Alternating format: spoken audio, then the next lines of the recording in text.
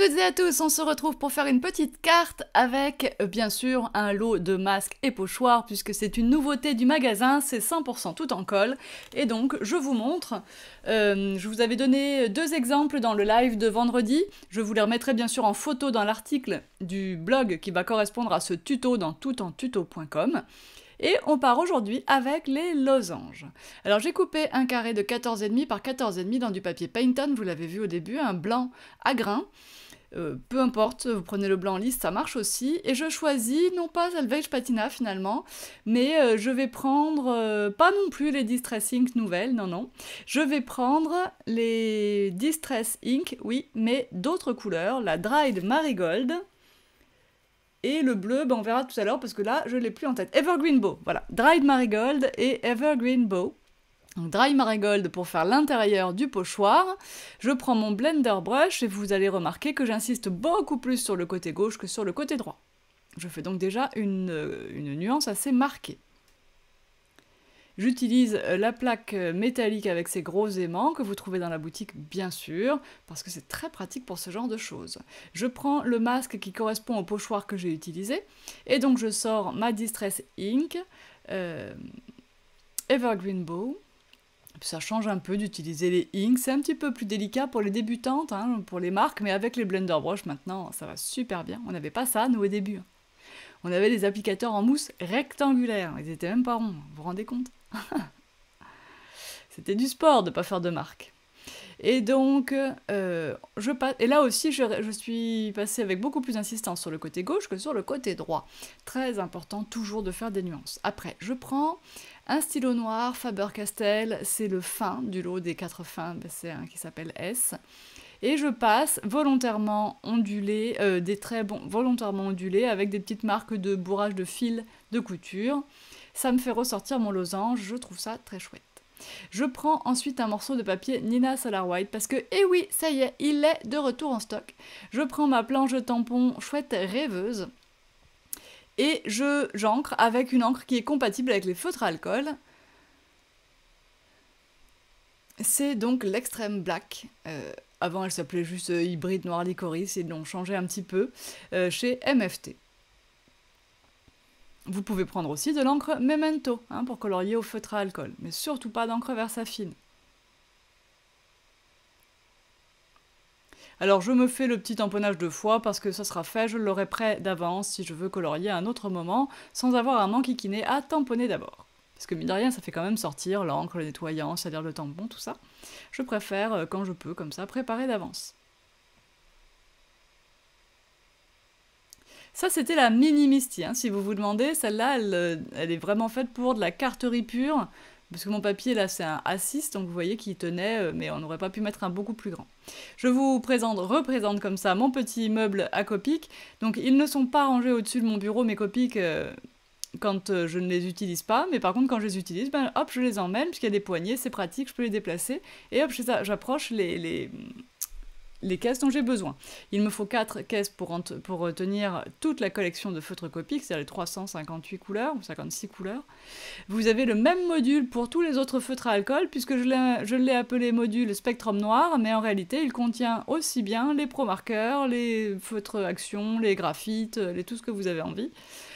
Tous tiennent dedans, et je le sais parce que j'ai fait le test, grâce à une de mes clientes. Donc si vous avez les spectrums noirs, il vous faudra également 4 boîtes de 64 feutres pour contenir toute votre collection de spectrums, si vous les avez tous. Pour faire ce coloriage, j'utilise E31 et E33 pour commencer. Bien sûr, je vais vous remettre le nom des feutres sur le blog. Vous pouvez voir que comme d'habitude, je fais du plus clair au plus foncé. C'est quand même très souvent que je fais comme ça. Je pense que la seule occasion où je fais dans l'autre sens, c'est quand les zones sont vraiment toutes petites. Alors là, ce que je suis en train de regarder en tapant mon feutre au rythme de la musique que vous n'entendez pas, c'est ma charte de couleurs faite par Sandy Holnock. Vous savez, la X-Chart, celle qui est en forme d'hexagone et avec laquelle toutes les couleurs se touchent. Et c'est très pratique et ça me permet de bien voir quelles couleurs peuvent aller ensemble. Bien sûr, ça n'est pas complètement indispensable, mais vraiment, c'est pratique, ça vaut 5 ou 6 €.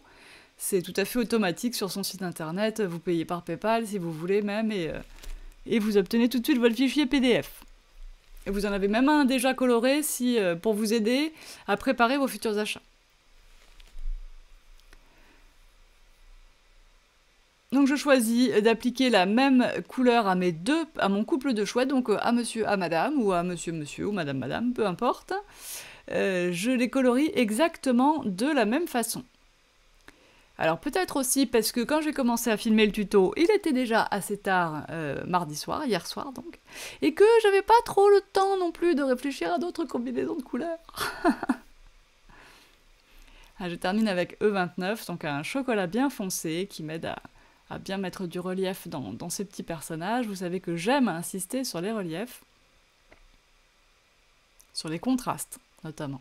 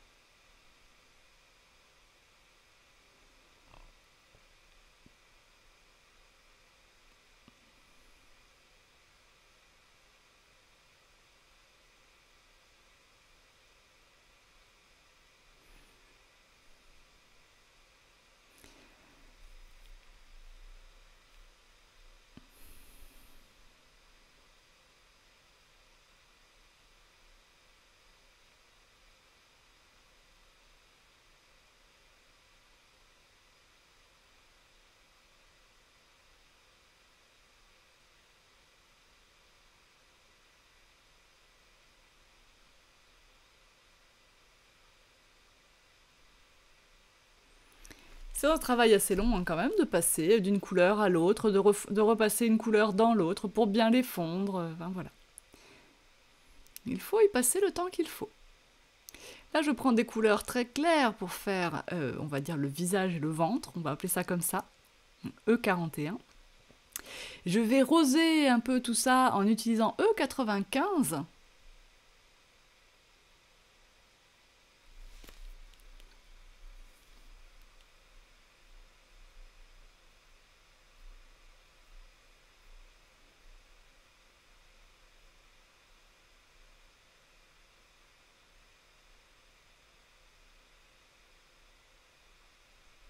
Fallait que je fasse attention parce qu'un peu plus et elles auraient pris des vrais coups de soleil, hein, mes petites chouettes.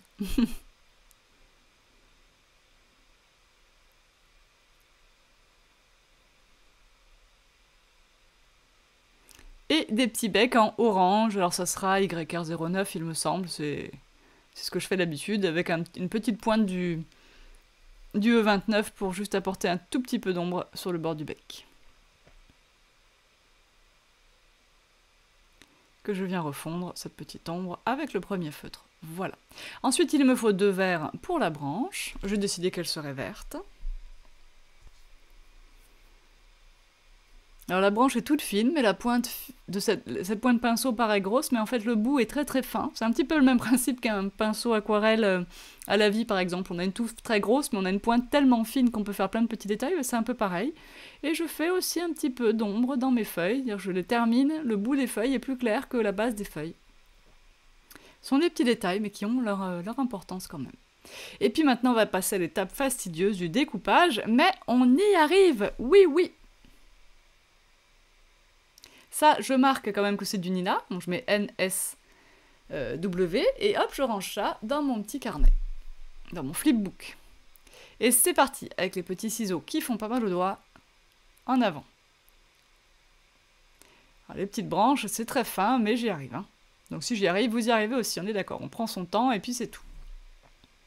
Donc, par contre, là, je vais passer la vitesse supérieure, hein. J'ai largement accéléré la vidéo, parce que bon... pour que vous voyez que je triche pas, d'accord, mais je suis pas obligée de vous mettre le découpage en entier à chaque fois non plus.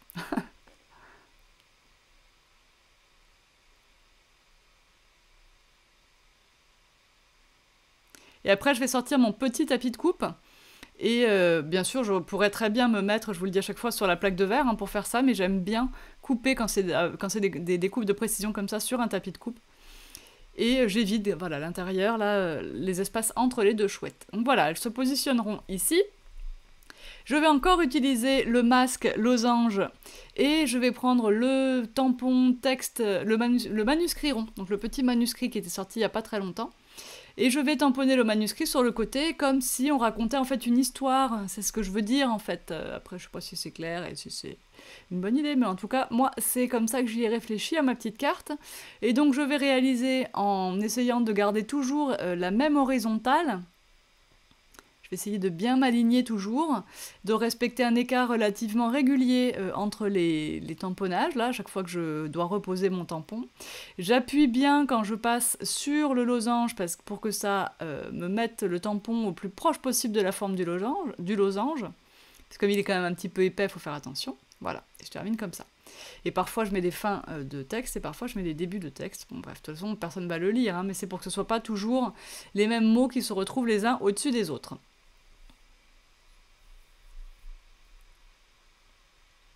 Alors après, j'ai voulu utiliser le pochoir losange avec un losange que j'avais déjà, losange usé, un peu, je sais pas comment je l'appelle, qui est déjà dans la boutique depuis longtemps, avec la pâte Crushed Ice que j'aime beaucoup. Et en fait, ça fait pas le résultat aussi joli que j'aurais cru, et c'est plus joli avec le pochoir que j'avais utilisé sur ma carte précédente que j'avais montré vendredi. C'était un pochoir Paper Arty, et j'en parlerai aussi dans le blog et je vous donnerai les références. Ici, je me dis que en fait, ces chutes de collection Warm and Cozy, il me semble que j'avais utilisées en mars, dans la box du mois de mars. Ces petites découpes vont certainement aller très bien. Alors, je vais utiliser la maison, oui, mais pas l'étiquette du coup. Pourtant, Two Hearts, One Home, c'était bien aussi, mais j'ai pas trouvé à la positionner, elle était un peu grande pour ma carte. Je garde la maison et je prends une trace comme ça de café, c'est un die qui n'existe plus, mais moi j'ai ce die et j'en avais fait pas mal d'avance pour un projet précédent. Et donc je vais trouver un moyen de positionner tous ces éléments sur mon fond de carte. Et d'ailleurs, vous n'avez pas vu cette étape filmée, mais les losanges et la pâte Crush Tight, c'est fait déjà là. Et sauf que ma caméra s'était éteinte. Donc j'ai fait ce losange sur la partie où il y a le tampon manuscrit. Vous le verrez peut-être sur les photos de fin, vous verrez la brillance. Bon alors là, c'était pas une bonne idée hein, de coller les chouettes, tout ça, parce que je vais avoir une bonne idée après avoir fini toute ma déco en fait. Mais bon, c'est pas grave, regardez et essayez de pas... Enfin vous allez pas faire en même temps que moi de toute façon, là, donc... attendez, la dernière étape, elle est pas mal et il faut mieux la faire avant qu'on ait fini de tout coller. Donc là, j'ai choisi la petite phrase qui est sur ma planche, « Amis pour la vie ». Et en fait, je vais... Oui, je l'ai faite 2 fois, bon, ça n'a pas trop d'intérêt, mais je vais surtout découper les mots, comme je fais souvent, découper les mots et les recoller sur un papier... que ça doit être costal, je pense, basil, et donc j'aurai comme ça 4 petits mots matés sur un bout de papier qui va très bien avec Evergreen Bow, la distress que j'ai utilisée. Donc je coupe et je fais du coup, je coupe entre chaque petit mot et j'ajuste bien ma découpe. Bref, vous avez compris. J'accélère pour ça aussi. En fait, j'ai tellement accéléré que j'ai coupé le morceau. Donc, j'ai maté tous mes petits mots sur le papier costal et je recolle maintenant tout ceci sur ma carte. On fait, comme c'est tout petit et qu'on a vite fait de se mettre de la colle sur les doigts, faites attention de ne rien tacher. Et comme je vous dis, c'est pas une bonne idée de coller tout de suite. Moi, j'ai fait une dernière étape de déco avec le masque, le tout petit masque losange de mon lot. Et en fait, ça aurait été vachement mieux que je fasse ça avant de tout coller. Voilà, donc vous voyez là j'intercale bien ma maison, je la fais passer un peu dessus et un peu dessous la découpe tache de café, pour que tout aille bien ensemble. Je refais un tout petit doodling sur le bord de ma carte, tout fin, pas trop marqué, sans raturer les mots. Et là je vais mettre des sequins, je vais mettre du crystal drop. Oui mais attendez parce que je voudrais faire autre chose, et tous ces sequins et ces crystal drop vont me gêner pour terminer.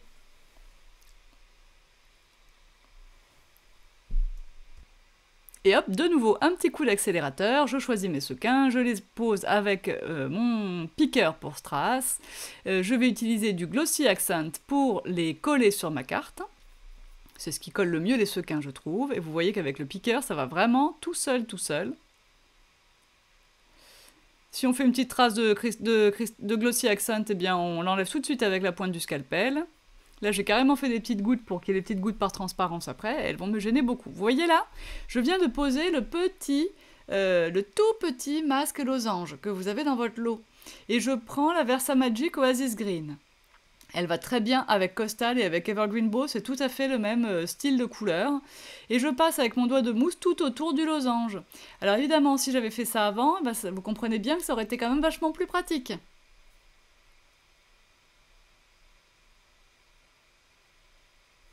Donc je vais quand même réussir à en faire quelques-uns, et toujours pareil, à faire chevaucher cette forme avec l'encre sur les éléments de la carte.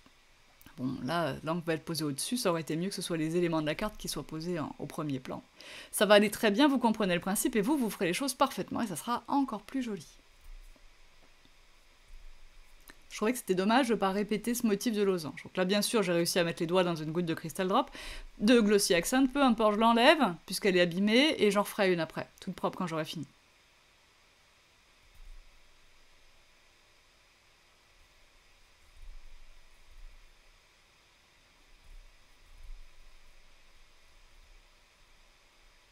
Et celle-là, c'est pareil, elle a glissé un peu, hop, j'enlève et je recommence.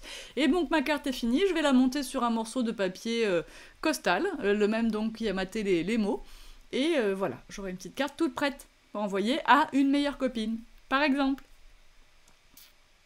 J'espère que ça vous a plu, on se retrouve sur le blog pour plus d'infos, plus de photos, les liens vers les produits, les noms des produits, puisque des fois vous comprenez pas l'anglais, donc vous savez pas comment écrire tout ça. Et puis moi je vous dis à bientôt pour de prochains tutos et pour le prochain tout en live. Bye bye!